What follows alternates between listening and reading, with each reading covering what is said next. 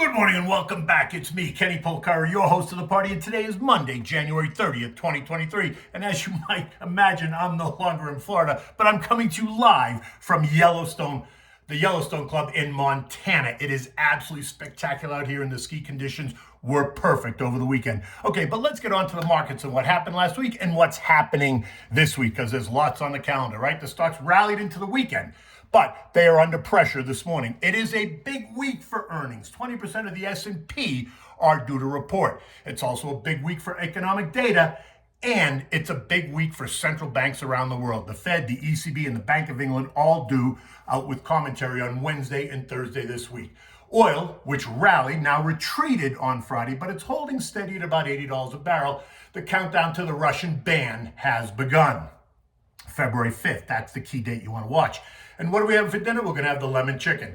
All right, so on Friday, Chevron posted record quarterly $35.5 billion and record annual $246.3 billion in revenues. The fourth quarter revenues, though, huge as they were short of analyst estimates. So the trader types that had been buying the stock on the expectation of better results decided to stamp their feet and sell the stock, sending the name down 4% on Friday, which in my opinion is a buying opportunity for the long-term investor, but we can hold that thought. This, as they also announced a massive $75 billion stock buyback program and an increase in their dividend.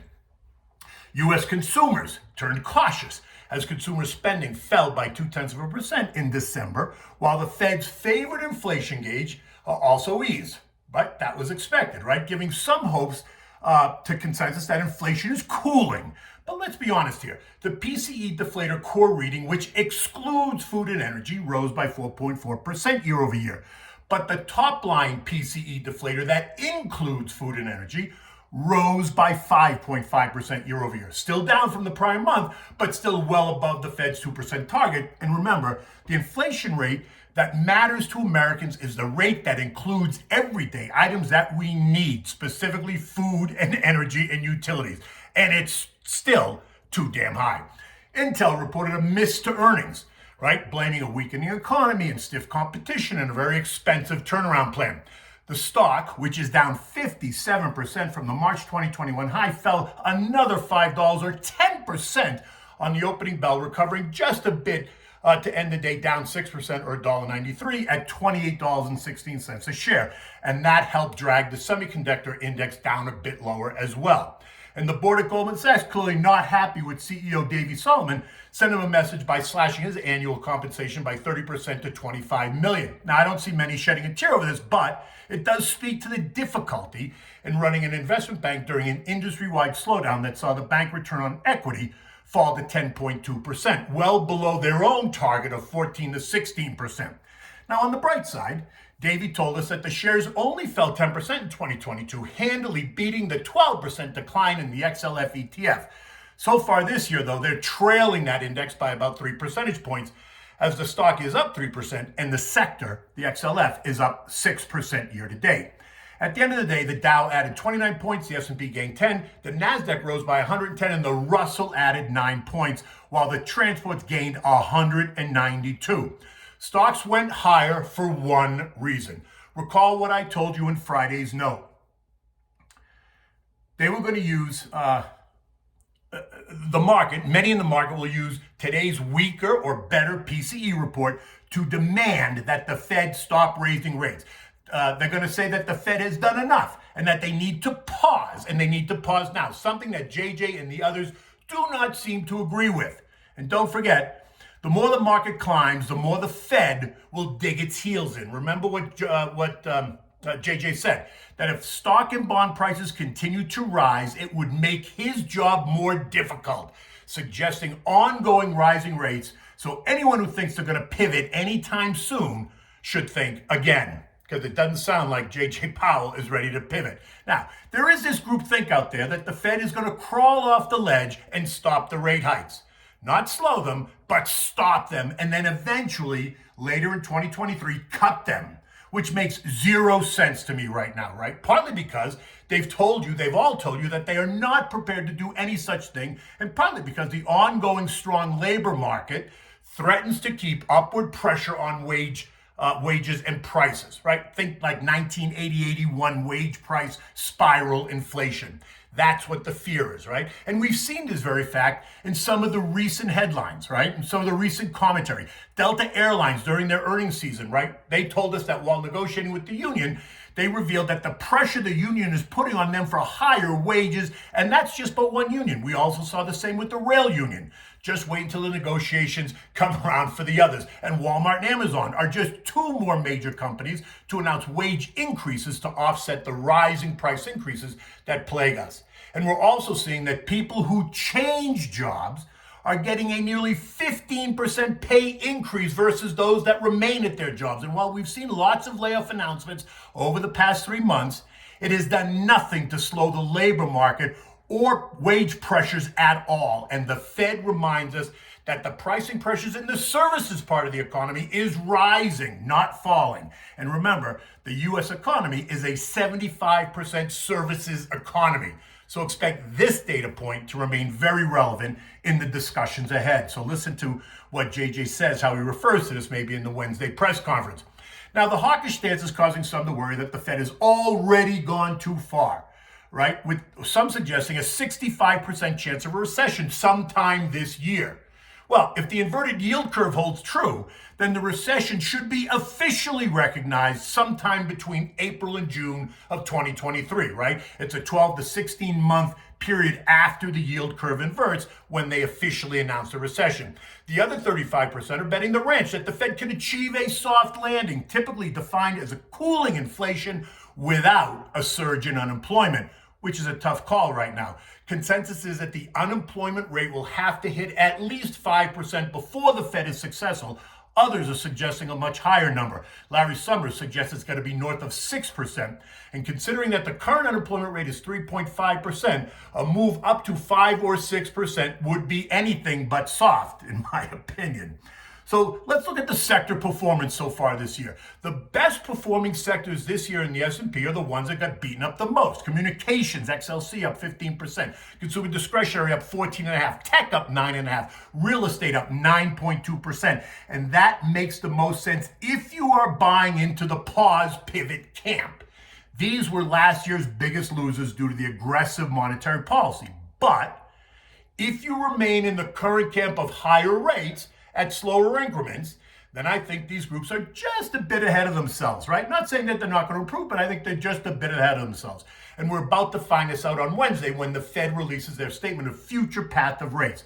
Remember, they are expected to raise rates by 25 basis points on Wednesday, and then again in March, and then again in May to get us to the 5%, 5.2% range that they've been talking about, and then pause.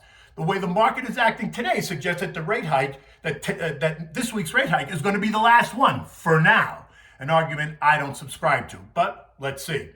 I would be surprised if JJ changes his narrative on Wednesday. My sense is that he's going to reiterate the slower push higher, but it's still a push higher. I expect all the journalists in the room to push him to definitively define when the Fed is going to stop, something I do not expect him to say with any clarity.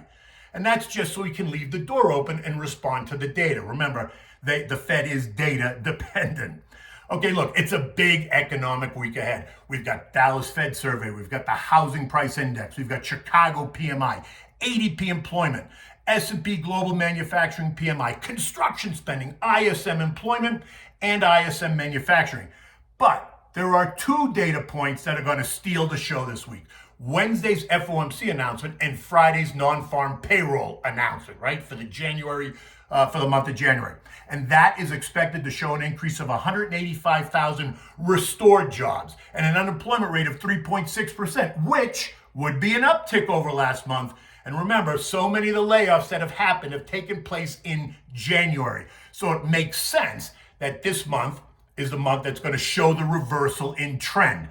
But it's still far below where many economists tell us we need to be, right? I think that 5+% range is what they're telling us. So at 3.6%, there's still lots of room to go on the upside.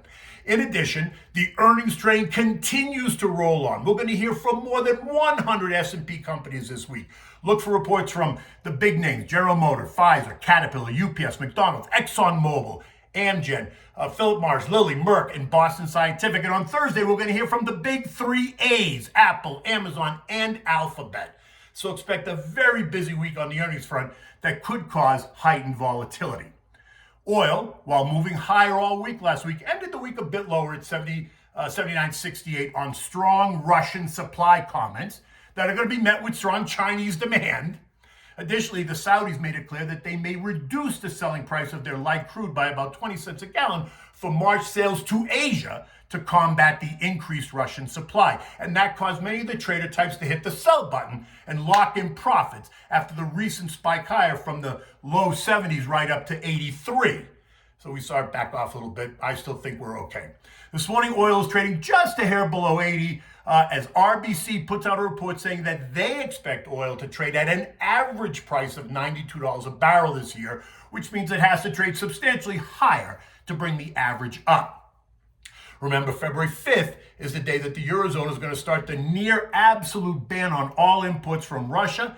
And this is on top of the price caps imposed by the European Union and the G7. Gold this morning is trading steady, $19.45 an ounce. And it's biding its time until Wednesday at 2 o'clock when we hear from the Fed. Remember that gold has rallied on the idea that the Fed is going to have to become less hawkish as inflation recedes, and that has helped the dollar decline, offering support to the whole commodity complex. Recall the inverse relationship between the dollar and commodities, right? Commodities are priced in dollars. As the dollar rises, commodities go under pressure. As the dollar declines, commodities rise in value. The dollar index is down 11% from the September high of 115 and is now trading at 101.76, a level that found lots of support in June of 2022.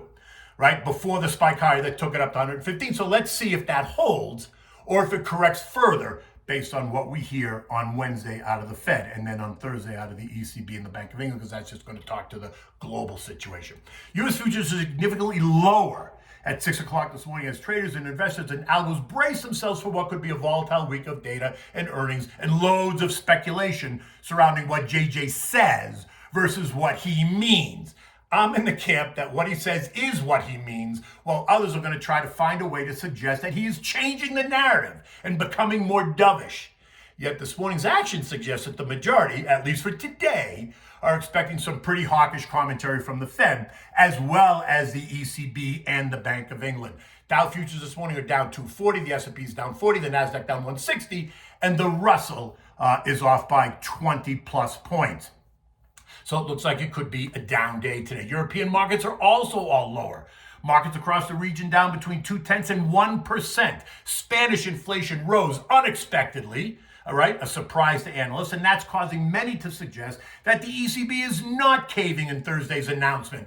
We know that Christine Lagarde, president of the ECB, is going to remain hawkish. She's been very clear about that in her last commentary. And remember, they are far behind the pace of hikes we've seen here in the U.S. Both the ECB and Bank of England are expected to raise rates by 50 basis points. The surprise here is going to be if it's any different from that. Investors are also bracing for a slew of European earnings coming out across the whole Eurozone. So they're in the midst of their earnings season as well. The S&P closed on Friday at 4,070, up 10 points. Last week, we broke up and through the trend line at 4,000 as the excitement was building. Today's weakness will likely begin a test of that trend line. The question is, will it hold? My gut says it's only going to hold if JJ changes the narrative, something I don't see happening. But even if it fails, my sense is that there's plenty of support down to the 39.50 range. So even if we break the 4,000, I don't suspect that it's going to fall out of bed by any stretch. But I do expect a test lower. Remember, you're a long-term investor. Build your plan, stick to the plan. Trying to pick tops and bottoms is not what you do as a long-term investor. That's for day traders. It's about building that strong foundation, dollar cost averaging into it and reinvesting all your dividends, unless, of course, you need the dividends as income. If not, you put them back to work for you. Don't be afraid to buy names that are on your list or that are in your portfolio on weakness, as long as the weakness is not a fundamental shift in the sector or in that name. Okay, so what are we having for dinner tonight? This is such a great dish, and it's a great party dish because you can make a lot of it. It serves a lot of people. It's always good. People always rave about it. It's a lemon chicken dish, and it was one of the dishes that I grew up on, right? It was a favorite for in my family, right? And it's a great dish, like I said, if you're planning a party, right? It's easy to make, it's easy to prepare, it goes a long way. You can make it the day before and just heat it up.